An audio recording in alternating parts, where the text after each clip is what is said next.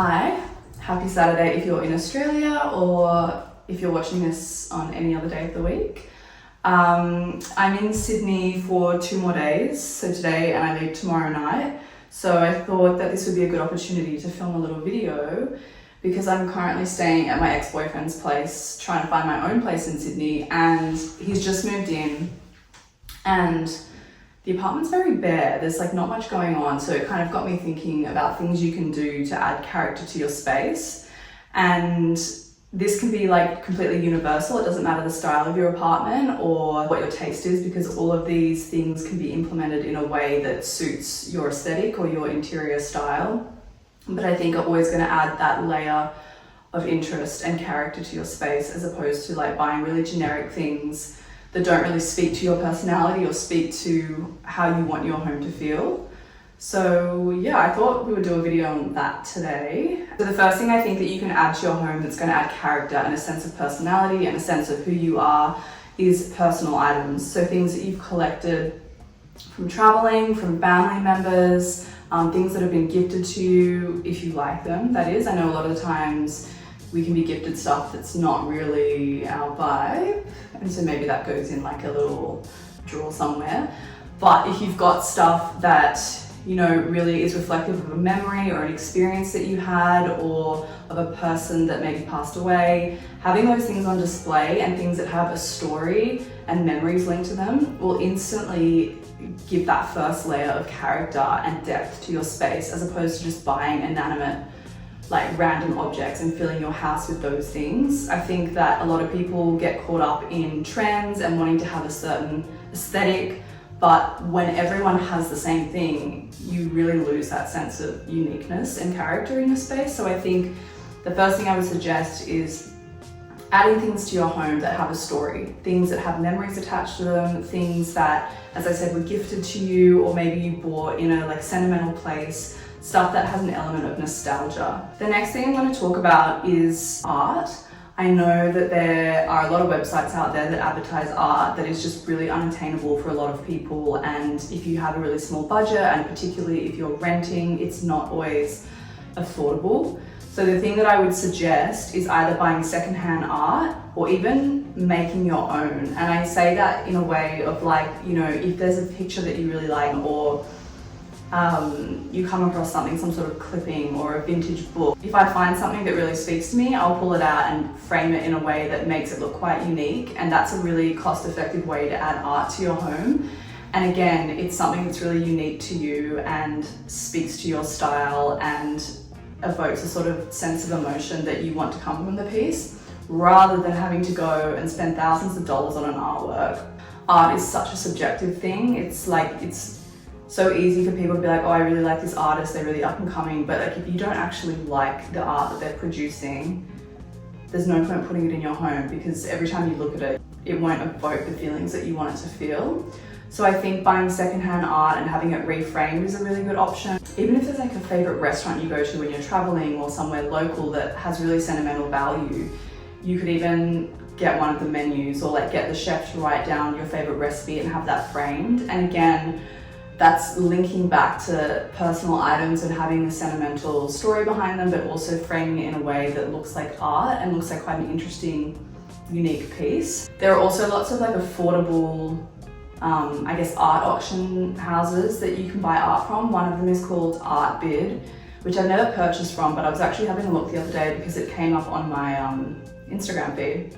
And they actually have some really great art, and basically what happens is there's like an online auction where you can go and start placing bids, and I think the art starts like the $400 range. And while that's like still expensive to a lot of people, if you do have a bit of disposable income that you want to spend a bit of money on towards art, then that is also a really good option. And not only that, but adding art into your home, especially if you have quite a plain home and you don't really know how to add color, it's one of those things that is quite interchangeable. So you can add color to your home, add textures, add stories and layers through art. And the good thing about it is you can move it around, you can swap things out. It doesn't have to be like you buy one piece and it has to live on a certain wall forever. It's something that you can definitely change as your style changes. It's something that I want to try and get more of this year because I don't really have a lot of art because I haven't really had my own space to put it into.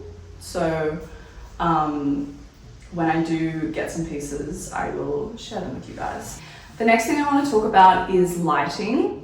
And you might be thinking that like, does that really add character to your space? But hear me out. Lighting is something that creates so much atmosphere and can create such a beautiful environment when it's done right. By having different types of lighting, so you could have like some really interesting sculptural table lamps or floor lamps or a feature pendant depending on your room.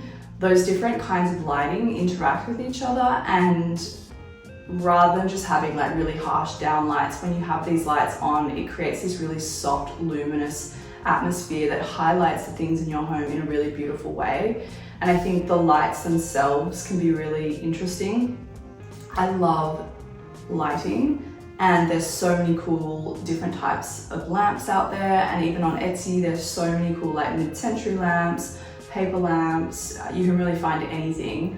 And depending on your budget, you know, there's also First Dibs, which is really great for secondhand like designer lighting. But I definitely think that there's so much to be said for good lighting and how it can add a sense of warmth and character to your space, other than just having generic downlights or generic, you know, like cold LED lighting, which always makes your house look shit, let's be honest. Like, similarly to the art that I was talking about, another thing that I think you can add to your home that always adds character are really interesting textiles. So when I say that, I mean things like, you know, throws for your bed or your couch, or even really interesting vintage Japanese fabrics that you can use as wall hangings.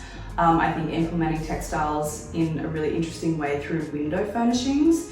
If you have like a really small window or like a glass door that you want to put maybe like a semi-sheer curtain on, I think it can be really fun to find like a secondhand or vintage fabric that's got a really interesting print or pattern or colorway, and use that as a curtain as opposed to just like a traditional, I don't know, blind or something that you're initially going to do. Textiles have so much history to them and they're so unique, and especially if you get a really unique fabric, I think that that's always going to add a point of interest in your house.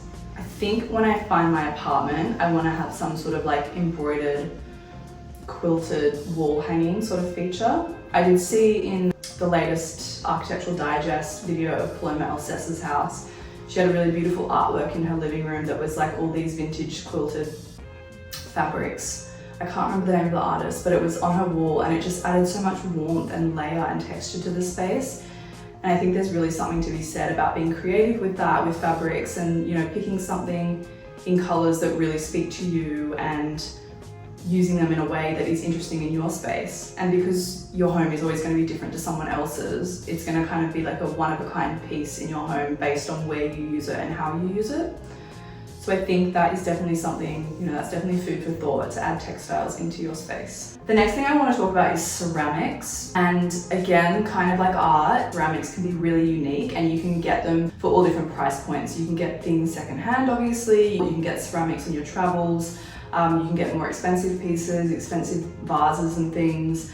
But I think ceramics are really versatile vessels that you can have in your home, that you can use them for lots of different things. You can use them as a vase, you can use them as pots, you can use them as, you know, like a catch-all kind of thing. You can use them stacked in clutters, and that in itself looks really beautiful. And I think you really can't go wrong with ceramics. I think having them placed around your home, especially like on open shelving or in your kitchen or on your dining table, all of these are really interesting ways to add, again, that kind of like high-low point of interest in your home. So you could have different sizes, different materials, different colors of ceramics, and even just using one and having that as a vase as opposed to just like a simple glass vase, that already in itself is going to highlight the flowers or whatever it is you're putting in it in a really different way. Having things that are handmade, like a lot of ceramics are handmade, again, it brings it back to that sense of personal touch and your own aesthetic, as opposed to just buying like kind of shitty ceramics from stores like West Elm, Pottery Barn, like where it's so generic and there's not really much history or story behind it. I think having things that are unique, like going to your local antique store or vintage secondhand store or thrifting them, or Etsy. Etsy has such good ceramics, especially particularly from Japan, Ukraine, European countries. They all have such good ceramics and they're always really good quality. I have a few, but I would like to expand my collection. But I think these are things that you can always put in your house that always add, again, that sense of richness, personal touch. Again, it can be based on your own aesthetic. It's always going to have a really classic appeal and longevity. Anyway, those are all the things that I think that you can do to add character to your space. I think all in all, basically what I'm touching on is that if you have things in your home that have more of a personal touch, or are more handmade or a gifted or a sentimental or a linked to an experience or a memory or a person, whatever it is, those things are always going to trump generic things.